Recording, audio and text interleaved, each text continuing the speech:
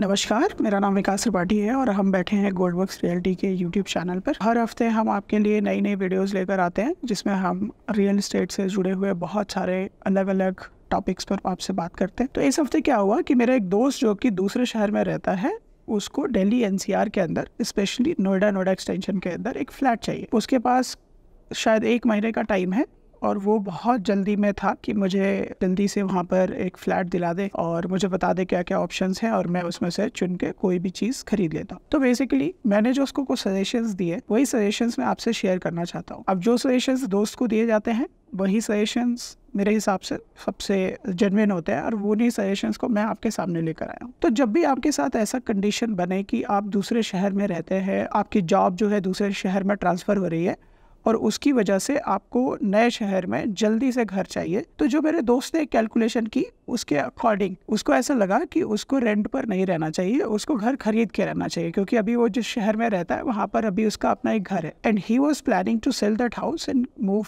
To Delhi NCR and buy a new house here for himself और his family. But basically जो मुझे लगता है, जिस तरीके से मैंने उसको गाइड किया थ्रू आउट द प्रोसेस, उसी तरीके से मैं आपको भी बता रहा हूँ कि जब भी आप एक दूसरे शहर से एक दूसरे शहर शिफ्ट होते हैं तो आपको वहाँ पर घर खरीदते वक्त क्या अप्रोच रखना चाहिए। तो फॉर एग्जांपल, जैसे मेरा दोस्त है वो साउथ इंडिया में रहता है। अब साउथ इंडिया से वो नॉर्थ इंडिया मतलब दिल्ली एनसीआर में शिफ्ट हो रहा है। बेसिकली उसके लिए पॉसिबल नहीं है कि वो हर वीकेंड पे या हर हफ्ते आकर यहाँ पर घर देख सके और फिर वापस जा सके, क्योंकि दूरी इतनी ज़्यादा है, कोई फ़ायदा नहीं होगा। तो बेसिकली उसको उसके केस में एक अच्छा कंसल्टेंट क्या सलाह देगा कि किस तरीके से उसको होम फाइंडिंग करनी चाहिए फॉर हिज फैमिली। तो सबसे पहले आप जिस शहर में रहते हैं वहाँ पर अपनी ओवरऑल कॉस्ट निकाल कर रखिए कि आपकी ईएमआईज कितनी आती हैं, आपका रेंट कितना जाता है, या आपके कार का ईएमआई कितना जाता है, या ग्रॉसरी में क्या एक्सपेंसेस होते हैं, हेल्थ में क्या एक्सपेंसेस होते हैं, एंटरटेनमेंट में क्या होता है, ट्रिप्स पे क्या होता है। सारी चीज़ों को एक कंसीडर करिए और एक एक्सेल शीट में ये सारी चीज़ों को एक मोटा मोटा फिगर बनाकर रख लीजिए। अगर आपको आदत है कि आप अपने खर्चों को डॉक्यूमेंट करते हैं तो ये तो बहुत ही अच्छी आदत है, जिससे आपको पता चलता है कि आप किस फाइनेंशियल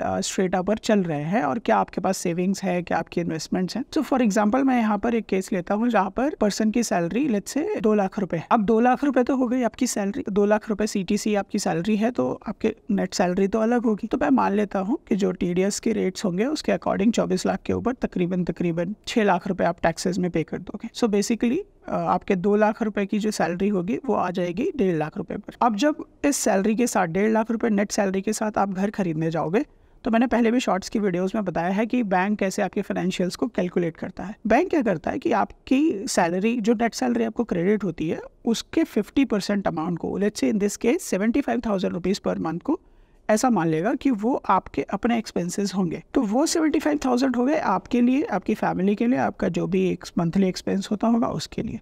बचे हुए 75,000 एंड सम केसेस अगर आपका सिविल स्कोर बहुत अच्छा है तो थोड़ा सा और एक्सटेंड कर देंगे। 50% से ज़्यादा सैलरी वैसे भी आपके लोन में नहीं जानी चाहिए, तो 50% जो आपकी नेट सैलरी है, इससे 75,000, उसके बेसिस पर आपकी एक एलिजिबिलिटी, लोन एलिजिबिलिटी कैलकुलेट की जाएगी। मैं रफली जब किसी को आइडिया देता हूँ तो ऐसा बोलता हूँ कि जो आपकी मंथली ईएमआई की कैपेसिटी है, जैसे अगर 75,000 रुपये महीने की आप ईएमआई दे सकते हैं, तो आप समझिए आप मोटा मोटी 75 से 80 लाख रुपए की लोन एलिजिबिलिटी रखते हैं in case of home loans. अगर आपके पास 20 लाख रुपए का आपके पास सेल्फ फंडिंग है, जो कि रिक्वायर्ड होगा वैसे भी एसडीपी देने के लिए, कोई भी जब आप घर खरीदेंगे, आपके पास 1 करोड़ रुपए का बजट बनता है। इसका मतलब ये है कि अगर आपकी सैलरी 2 लाख रुपए की है तो आपको मैक्सिमम 1 करोड़ रुपए तक का ही घर टारगेट करना चाहिए। अगर आप इससे ज्यादा की चीजें अपने सर पे उठा लेंगे या आप बहुत लग्जरी बाइंग के चक्कर में चले जाएंगे तो आपको नुकसान ही होगा, फ़ायदा कुछ नहीं होगा, क्योंकि you will always be in cash crunch, और जो कि बहुत ही बैड सिचुएशन होती है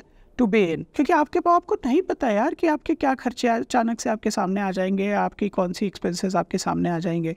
बहुत इन्वेस्टमेंट अच्छी बात है, आपको होम बाइंग करना है, ठीक है, once in a lifetime opportunity होती है सबकी लाइफ में कि मुझे अपने जीवन में एक बार मुझे घर खरीदना है, अपना घर होने का एहसास लेना है, दैट इज़ गुड। बट आपको ये भी कंसीडर करना है कि आपके अपने एक्सपेंसेस क्या हैं, आपके बच्चे हैं क्या, आपका स्पाउस है क्या, या आपकी जो फैमिली है, एक्सटेंडेड फैमिली है, या आपके ग्रैंड पेरेंट्स हैं, हो सकता है उनके मेडिकल एक्सपेंसेस के लिए आपको एक कॉर्पस रखना पड़े अपने पास। Never put all of your eggs in one basket. So for a person earning 2 lakh rupees a month, my advice would be that your maximum budget for buying a house should not be more than 1 crore. Even if you have loan eligibility, even if you have corpus fund for yourself, but you should not be having a target जहाँ की 1 करोड़ रुपए से ज़्यादा का घर आपको खरीदना चाहिए। ये तो हो गया कि मैं कितने तक का घर खरीदूं। अब मेरे पास क्या आ गया, मेरे पास आ गया बजट। तो आफ्टर मैं अपनी एक बजट कैलकुलेशन कर लेता हूँ, लोन एलिजिबिलिटी कैलकुलेशन कर लेता हूँ और सेल्फ फंडिंग की कैलकुलेशन कर लेता हूँ। अब मेरे पास आ जाता है एक बजट। तो जैसे मैंने बोला कि अगर आप 2 लाख रुपए CTC की आपकी इनकम है तो आपको 1 करोड़ रुपए के आसपास का घर टारगेट करना चाहिए। सो इन दिस केस अब आपके पास एक बजट आ गया 1 करोड़ रुपए। अब चलिए देखते हैं कि दिल्ली NCR में, या बेसिकली हम जहाँ पर ऑपरेट करते हैं वो है नोएडा, नोएडा एक्सटेंशन, ग्रेटर नोएडा। तो मैं यहाँ पर आपको आइडिया दे देता हूँ कि अगर मैं नोएडा या नोएडा एक्सटेंशन के अंदर 1 करोड़ रुपए के अंदर अच्छे घर ढूंढने जाऊँगा तो हो सकता है मेरी पास पॉसिबिलिटी है कि मेरे बहुत अच्छी बिल्ड क्वालिटी वाले अच्छे क्लब हाउसेस के साथ जो घर आएंगे वो 1 करोड़ में करीबन 2 BHK आएंगे। ये आपने शॉर्ट लिस्ट कर लिया कि आपकी जो नीड है वो किस तरीके की है, आपके घर में कितने लोग हैं, उसके अकॉर्डिंग आपको, अगर आपके पेरेंट्स भी हैं, आपके बच्चे भी हैं और आपकी भी अपनी एक फैमिली है तो आपको 3 BHK की रिक्वायरमेंट होगी। तो लेट्स से मैं इस कैलकुलेशन पे पहुंच जाता हूँ कि ठीक है 1 करोड़ रुपए मेरा बजट है, मेरे पास 20 लाख रुपए की सेल्फ फंडिंग है, मुझे 80 लाख रुपए बैंक दे देगा। जो मेरी रिक्वायरमेंट है, जो मेरी फैमिली साइज है, उसमें मुझे 3 BHK की रिक्वायरमेंट है। इन चीज़ों को लेकर मैं घर ढूंढने निकलूंगा, राइट। अब मैं घर ढूंढने निकलूंगा तो मैं जिस भी सोसाइटी में जाऊंगा, जिस भी प्रोजेक्ट में जाऊंगा, वहाँ पर मैं क्या क्या एमिनिटीज़ या क्या चीज़ें मैं देखूंगा। तो जो सबसे पहले मैं अगर आपकी जगह होता तो मैं ये देखता कि मैं किस लोकेशन पे घर ले रहा हूँ, क्योंकि लोकेशन सबसे ज़्यादा इंपॉर्टेंट है। किस तरह की सोसाइटी में आप घर ले रहे हैं, किस तरह के लोकेशन पर ले रहे हैं। क्योंकि कई बार क्या होता है, सस्ते के चक्कर में हम ऐसे आउटर लोकेशन पर चले जाते हैं जहाँ पर अभी अगले 3-4 साल 5 साल वैसे भी हमें नहीं पता कि कुछ बसावट होने वाली है कि नहीं, वहाँ लोग रहेंगे कि नहीं रहेंगे, वहाँ पर कनेक्टिविटी तो पुअर नहीं है, वहाँ पर सेफ्टी इश्यूज़ तो नहीं है। बहुत सारे एरियाज़ यहाँ पर नोएडा, नोएडा एक्सटेंशन, ग्रेटर नोएडा में गांव के आसपास बसे हुए हैं। तो नेचुरली क्या है, जो लोग यहाँ के नेटिव हैं वो अपने आप को थोड़ा सा दबदबा दिखाने की कोशिश करते हैं या वो करते हैं। आपके घर में बच्चे हैं, आपके घर में कोई भी आपका फैमिली मेम्बर है तो आप कभी भी नहीं चाहेंगे कि उनकी सेफ्टी के साथ कुछ कॉम्प्रोमाइज़ हो। आप दूसरी बाकी सारे पैरामीटर्स के साथ कॉम्प्रोमाइज़ कर सकते हैं, सेफ्टी के साथ कॉम्प्रोमाइज़ नहीं कर सकते। तो हमेशा ऐसी जगह घर चुनिए जहाँ पर लोग रह रहे हों आसपास। ऐसा ना हो कि मैंने ऐसा ही घर चुन लिया जहाँ पर मैं ही फर्स्ट मूवर हूँ, मैं ही रहूँगा और मैं ही सोसाइटी में रहकर सोसाइटी को फिल करूँगा। ये टारगेट आपने नहीं लेना है। जब हम सेफ्टी और सिक्योरिटी की बात करते हैं तो बाहर की लोकेशन के वाइज तो हमने सेलेक्ट कर ली, पर क्या हमारे प्रोजेक्ट के अंदर सेफ्टी है? तो उसका जवाब ये है कि आजकल जो नए प्रोजेक्ट्स हैं ना, वो इस बात को कंसीडर कर रहे हैं कि जो आपके बच्चे हैं, जो प्ले एरिया है या आपका पार्क है, उस एरिया के अंदर वेहिकुलर मूवमेंट ना हो। जब वहाँ पर व्हीकल्स जो है मूव नहीं करेंगी तो there is a very less possibility कि किसी भी तरीके का एक्सीडेंट होने का खतरा वहाँ पर नहीं होगा। तो क्या करते हैं, वो सारा पोडियम बेस्ड पार्किंग बनाते हैं और पोडियम बेस्ड जो है प्रोजेक्ट बनाया जाता है। पोडियम बेस्ड का मतलब क्या हो गया कि मेरा व्हीकल प्रॉपर्टी के अंदर एंटर ही करेगा बेसमेंट से। मेरा जो ग्राउंड फ्लोर होगा वो एक्चुअली ग्राउंड फ्लोर नहीं होगा, मेरा ग्राउंड फ्लोर के ऊपर मेरा जो पार्क होगा वो फर्स्ट फ्लोर से कहीं कहीं शुरू होगा। तो इस तरह के प्रोजेक्ट्स को प्रीफर करें जिसके अंदर पोडियम बेस्ड पार्किंग बनाई गई है या पोडियम बेस्ड जो है प्रोजेक्ट बनाया गया है। व्हीकुलर मूवमेंट ना होने की वजह से बच्चों को लेकर या बूढ़ों को लेकर खतरा लगभग ना के बराबर होता है। मेरी बेस्ट एडवाइस है कि जब भी आप एक शहर से दूसरे शहर मूव करते हैं, उस केस के अंदर आपको फोकस होना चाहिए कि मैं पहले जिस लोकेशन पर रहना चाहता हूँ उस लोकेशन पर जाऊंगा और मैं वहाँ पर लूंगा एक फ्लैट रेंट पर, जो बसी बसाई सोसाइटी में होगा, अच्छी जगह होगा, सेफ्टी कोई दिक्कत नहीं है। मेरे पास 6 महीने का एक टाइमलाइन है अपना होम बाइंग को फाइनल करने के लिए। मैं किसी जल्दी में नहीं पड़ूंगा, मैं किसी उसमें नहीं आऊँगा कि सस्ता मिल जाएगा, महंगा मिल जाएगा। भाई आप जिस टाइम पर भी मार्केट के अंदर एंटर होते हो वही टाइम सस्ता है। मैं खरीद रहा हूँ अपनी लाइफ टाइम सेविंग्स को लगाकर एक बहुत लंबी कमिटमेंट, क्योंकि बेसिकली अगर आप 80 लाख रुपए का लोन लोगे ना तो आप तकरीबन जो करंट इंटरेस्ट रेट्स चल रहे हैं, अगर आप मिनिमम EMI के साथ जाओगे तो आप डबल 1.5 करोड़ रुपए आप वहाँ पे करोगे, प्लस जो आपने DP पे करी है। तो जिस भी अमाउंट का आप घर ले रहे हो उसका लगभग आप 70 से 80% टॉपअप पे करोगे। वो चीज़ आप समझिए, प्लस आपकी अपॉर्चुनिटी कॉस्ट भी उसमें इंक्लूड होती है कि आप वो पैसा कहीं इन्वेस्ट कर सकते थे, वो पैसा आप किसी कमर्शियल प्रॉपर्टी में डाल सकते थे, किसी लैंड में डाल सकते थे, किसी प्लॉट में डाल सकते थे, किसी ऑफिस स्पेस में डाल सकते थे। जो कि किसी भी तरह की कमर्शियल प्रॉपर्टी में डाल सकते थे, जो आपको हायर रिटर्न आपको देता कमा के, या आप किसी म्यूचुअल फंड में डाल देते, किसी ऐसे इंस्ट्रूमेंट के अंदर डाल देते, वो भी आपको काइंड ऑफ एक स्टेबल इन्वेस्टमेंट आपकी होती। लेकिन आप जब घर खरीदने की कमिटमेंट लेते हैं ना, तो ये बहुत लंबी कमिटमेंट होती है, और ऐसे कमिटमेंट के लिए सबसे पहले चाहिए पेशेंस। आपको देखना पड़ेगा सर, आपको 10 घर जाके देखना पड़ेगा, अपने ब्रोकर से बोलिए, हमारे पास भी है तो हमसे बोलिए, हमसे दिखवाइए, हमसे शॉर्टलिस्ट कराइए। हम जब भी किसी को एडवाइस देते हैं गोल्डवर्क्स के अंदर उसकी प्रॉपर्टीज़ को लेकर, तो हम सारे पैरामीटर्स को कंसीडर करके ही देते हैं। हमें मतलब है कि अगर हमसे एडवाइस ले रहे हैं, हमारे थ्रू आपके पास कोई चीज़ पहुंच रही है, तो वो अच्छी ही पहुंचेगी, इसमें कोई दो राय नहीं है। जो सलाह मैं आपको अभी दे रहा हूँ, मैं वो आगे भी दूंगा, आप आमने सामने बैठेंगे तब भी दूंगा, कि आपको भाई पेशेंस रखना पड़ेगा जब भी आप प्रॉपर्टी फाइनलाइज कर रहे हैं। आप कमर्शियल प्रॉपर्टी नहीं खरीद रहे, आप रेजिडेंशियल प्रॉपर्टी खरीद रहे हो। रेजिडेंशियल प्रॉपर्टी में प्राइसिंग ही सिर्फ एक फैक्टर नहीं होता है, प्राइसिंग तो सबसे लास्ट की चीज़ है। आपका सबसे पहला फैक्टर होगा लोकेशन। लोकेशन के बाद आपने फाइनलाइज कर लिया कि आपको क्या साइज चाहिए, 3 BHK चाहिए, 2 BHK चाहिए, 4 BHK चाहिए, क्या है आपकी कैपेसिटी, क्या चीज़ है, वो आपके बजट के अकॉर्डिंग आप फाइनलाइज कर लें। ऑफ कोर्स 4 BHK खरीदोगे तो डबल द कैपेसिटी होना चाहिए उसके लिए। तो अगर आप कोई प्रॉपर्टी बेच कर उसको डीपी करके आप एक नई प्रॉपर्टी ले रहे हो, in that case I understand कि आप बड़े वाले साइज की तरफ मूव करो, आप 2 करोड़ की ले सकते हो, 1.5 करोड़ की ले सकते हो। बट जो मैंने कैलकुलेशन आपको बताई कि अगर आप सैलरी के ही बेसिस पर अपनी प्रॉपर्टी को फाइनलाइज कर रहे हैं, तो उसी के अकॉर्डिंग ही अपनी प्रॉपर्टी का बजट तय करें, जो मैंने बताया पहले। तो मैंने क्या कर लिया, मैंने अपना लोकेशन फाइनलाइज कर लिया। किसके बेसिस पर, कि मेरा सेफ्टी सिक्योरिटी क्या है, कनेक्टिविटी क्या है, यहाँ से मेट्रो कितनी दूर है, ऑटोज़ यहाँ खड़े रहते हैं नहीं रहते हैं, अगर पब्लिकली कोई चीज़ मेरे फैमिली मेम्बर को चाहिए, अगर पब्लिक ट्रांसपोर्ट का इस्तेमाल करना पड़ जाए तो वो मिलेगा कि नहीं मिलेगा, मेरी लोकेलिटी में आसपास मेरे पास स्कूल है कि नहीं है, कॉलेजेस है कि नहीं है, हॉस्पिटल्स है कि नहीं है, तो ये सारी चीज़ें आपको कंसीडर करना पड़ेगा। दूसरा, एक और लोकेशन को कंसीडर करते हुए आजकल ज़्यादा मैं देख रहा हूँ ट्रैफिक की बहुत सारी समस्या है। ट्रैफिक का तो सोल्यूशन यही एक समझ में आ रहा है। मैंने तो बहुत सारी सिटीज़ को ऑब्जर्व किया, मुंबई को, बैंगलोर को, पुणे को, नोएडा को, ग्रेटर नोएडा को। ट्रैफिक की समस्या ये है कि सबके ऑफिस टाइमिंग्स जाने के सेम होते हैं, आने के सेम होते हैं, तो थोड़ा बहुत उस पर आप मैनेज करें, क्योंकि बाकी दिन वो समस्याएं नहीं रहती है ट्रैफिक वाली, उससे आप बच भी नहीं पाएंगे। जब भी आप सोचेंगे कि बसी हुई जगह लूँ, वहाँ ट्रैफिक होगा, ऑफकोर्स, है ना। और अगर आप ऐसी जगह सोचेंगे कि ट्रैफिक नहीं चाहिए, तो फिर वो ऐसी लोकेशन आ जाएगी जहाँ सेफ्टी सिक्योरिटी का कंसर्न आ जाएगा। सो इन माय ओपिनियन, अगर थोड़ा बहुत ट्रैफिक आपको बियर करना भी पड़े, तो भी ऐसा ही लोकेशन चुनिए जिसके आसपास में ये सारी चीजें जो मैंने बताई वो है। जिस भी प्रॉपर्टी को हम शॉर्टलिस्ट कर रहे हैं based on our location and preference, उसमें हम देखेंगे कि कंस्ट्रक्शन क्वालिटी, किस कंस्ट्रक्शन क्वालिटी पे हमारी प्रॉपर्टी बन रही है। तो आजकल प्रीकास्ट और माइवन कंस्ट्रक्शन टेक्नोलॉजीज, 2 ऐसी टेक्नोलॉजीज हैं जो कि बहुत बेहतरीन है। जो नॉर्मल हमारा जो है रेड ब्रिक्स का कंस्ट्रक्शन होता था या ऐश ब्लॉक्स का कंस्ट्रक्शन होता था, उसके मुकाबले हमारी ये वाली कंस्ट्रक्शन टेक्नोलॉजीज बहुत ही बेहतर है, बहुत ही लेजिटिमेट है। क्योंकि आप जानते हैं दिल्ली एनसीआर अर्थक्वेक यहाँ पर बहुत फ्रिक्वेंटली आते हैं, और आगे आने वाले टाइम में आप इस और भी हाई फ्रिक्वेंसी के आ सकते हैं। तो इसलिए आपको माइवन या प्रीकास्ट पे जाना चाहिए, नई टेक्नोलॉजी, लेटेस्ट टेक्नोलॉजी पे बने हुए प्रोजेक्ट्स को चुनना चाहिए, क्योंकि ऐसे जो प्रोजेक्ट्स बने हैं वो इन सारे पॉइंट्स को, अर्थक्वेक को प्राइमरली कंसीडर करते हुए बनाए जा रहे हैं। अब लाइफ तो ऐसे ही जीते हैं कि कुछ नहीं होगा, बट मुझे लगता है कि हम थोड़ा सा जब किसी चीज़ की वैल्यूएशन करने जाते हैं, असेसमेंट करने जाते हैं, तो वहाँ पर वर्स्ट केस सिनेरियो भी सोच कर चलना चाहिए। So that's why I always prefer, I always ask my clients to invest in such properties जो कि माइवन कंस्ट्रक्शन या प्रीकास्ट पे बनी हुई है। ठीक है, अब ये मैंने देख लिया। अब मुझे क्या चाहिए, अब मुझे अपना फ्लैट का साइज मैंने देख लिया, मेरी क्या फेसिंग है, मैं वो सब वास्तु के अकॉर्डिंग कि नॉर्थ फेसिंग चाहिए, किसी को ईस्ट फेसिंग चाहिए, किसी को नॉर्थ ईस्ट फेसिंग चाहिए, कौन सी फेसिंग चाहिए, उसके अकॉर्डिंग अगर उस प्रॉपर्टी के अंदर मेरी चीज़ें अवेलेबल हैं।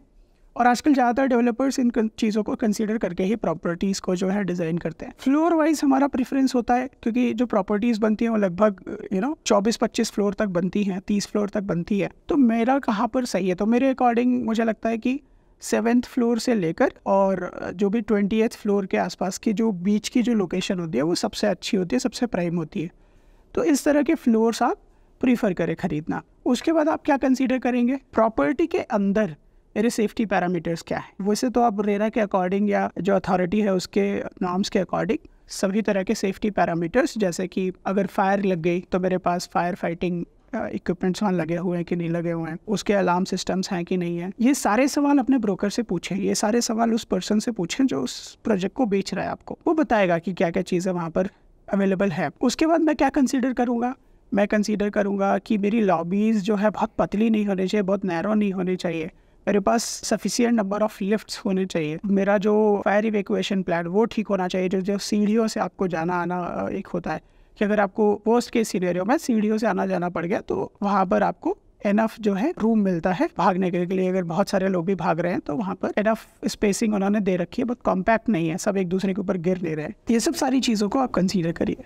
उसके बाद आपने अपने घर का डायमेंशन देख लिया, वो तो भाई पर्सन टू पर्सन बहुत सब्जेक्टिव है, वो आपके अकॉर्डिंग आप देखिए कि आपको उसका लेआउट पसंद आ रहा है कि नहीं आ रहा है। जो लेआउट आपको मोस्ट इफेक्टिव और मोस्ट जो है पसंद में आए वो उसके साथ आप जाइए। ये सब करने के बाद आप निकलिए ये देखने के लिए कि क्लब हाउस किस तरीके से बन रहा है। अब अगर अंडर कंस्ट्रक्शन प्रॉपर्टी है तो आपको विजिबली तो देखना पॉसिबल नहीं होगा, आपको एवी ही दिखाई जाएगी। तो उसके अंदर आप सारी तरह की एमिनिटीज़ देखिए कि स्विमिंग पूल मेरा कैसा है, क्या है, मेरे पास स्पोर्ट्स की कितनी सारी एमिनिटीज़ हैं, मेरे पास अगर स्पोर्ट्स की मतलब देखिए लाइफ हमारी भागदौड़ वाली है, हमें कुछ ना कुछ तो फिजिकल एक्टिविटी चाहिए ही चाहिए। मैं भी जॉब करता हूँ, आप भी कहीं ना कहीं वर्क करते होंगे, तो ये वाली चीज़ तो हमारे वर्क लाइफ में इम्बेडेड ही है। हमें बहुत एक्सक्लूसिव टाइम तो मिलता नहीं कि हम बहुत अलग से जाकर सिर्फ अपने हेल्थ के ऊपर फोकस होकर कुछ काम कर सकते। तो इसलिए बहुत ज़्यादा इंपॉर्टेंट है कि मेरी जो सोसाइटी जहाँ मैं रहता हूँ वहाँ पर ये सारी सुविधाएँ हों कि अगर मुझे घूमने जाना हो तो वहाँ पार्क की अवेलेबिलिटी हो, वहाँ किड्स प्ले एरिया हो, मेरे बच्चे हैं वो खेल सकते हैं, वहाँ पर क्लीनलीनेस और ये सब को मेंटेन करने के लिए एक अच्छा सपोर्टिव स्टाफ हो जब भी वो बनकर रेडी हो। ये सब करने के बाद मुझे देखना है सिंपल सी मेरी एक एक्सरसाइज है कि मेरा पेमेंट प्लान क्या है। मैंने प्राइसिंग सेट कर ली, मेरे बॉक्स में आती है, मैंने देख लिया, थोड़ा बहुत ऊपर नीचे होता है तो ओके है। फिर मैंने देख लिया मुझे पेमेंट प्लान क्या मिल रहा है, मेरी डिलीवरी में टाइम कितना है। तो बहुत